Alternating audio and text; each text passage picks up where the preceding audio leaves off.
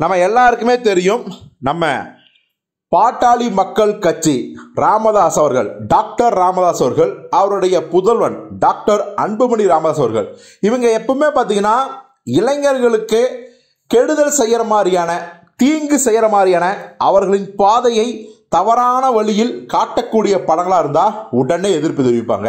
உதாரணம் சொல்லணும்னா, அந்த புகைப்பிடிக்கிற காட்சி, சுருட்டு பிடிக்கிற காட்சி, இந்த மாதிரியான காட்சிகள், குறிப்பாக மது பழக்கம் இருக்கிற குடிக்கிற மாதிரியான காட்சிகள்லாம் பயங்கர எதிர்ப்பு தெரிவிப்பாங்க. நமக்கே தெரியும், நம்ம சூப்பர் ஸ்டார் ரஜினியோட பாபா படத்துக்கு மிகப்பெரிய பிரச்சனை பண்ணி பிக்சரை பட்டியே தூக்கிட்டு போயிட்டாங்க. சுருட்டு பிடிக்க கூடாதுன்னு சொன்னாலும் சுருட்டு பிடிக்கிறாரே ரஜினிகாந்த் அப்படிங்கிற அந்த ஒரு கோபம். அதே மாதிரி தளபதி விஜய்க்கும் இந்த துப்பாக்கி டைமில் எதிர்ப்பு தெரிவித்தாங்க. அதையெல்லாம் விஜய் அவர்கள் சட்டையே பண்ணல. அப்போதைக்கு ஆமாங்க நான் இனிமேல் சுருட்டு குடிக்க மாட்டேன் அப்படின்னு சொன்னவர் சர்க்காரில் அட்டகாசமாக சுருட்டு பிடிச்சி நீங்கள் என்ன சொல்கிறது, நான் என்ன கேட்குறது அப்படிங்கிற மாதிரியான ஒரு பிம்பத்தை வெளிப்படுத்தினார் ஸ்டைல் மன்னன் தளபதி விஜய் அவர்கள். அதே மாதிரி தான் இப்போ சூர்யா ஜெய்பீம் படத்தில் இது எல்லாத்தையும் தாண்டுற மாதிரி போட்டு தாக்கிட்டாரு. பாட்டாளி மக்கள் கட்சி அந்த இளைஞர்களை, குறிப்பிட்ட வன்னிய சமூக இளைஞர்களை நொந்து நூலாயிட்டாங்க. சூர்யாவோட எத்தனையோ லட்சக்கணக்கான வன்னிய சமூக இளைஞர்கள்லாம் பார்த்தீங்கன்னா வெளியே வந்துட்டாங்க ரசிகமன்றத்திலிருந்து.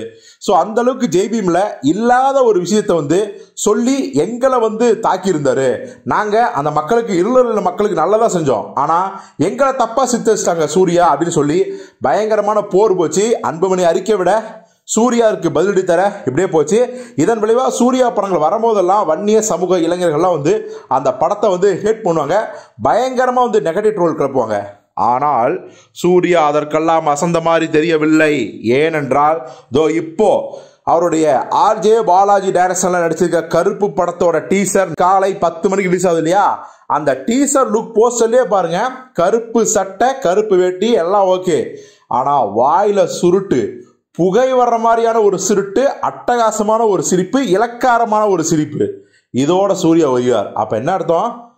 நான் இப்படிதான் வேண்டுமென்றே ராமதாஸ் அவர்களையும் அன்புமணி ராமதாஸ் அவர்களையும் சீண்டுகிறாரா, வன்னியர் சமூக மக்களால் என்னை ஒன்றும் பண்ண முடியாது என்று சொல்கிறாரா அப்படிங்கிற மாதிரியான ஒரு விஷயம் தான் இப்போ சோசியல் மீடியாவில் பத்திக்கிட்டு எரியுது.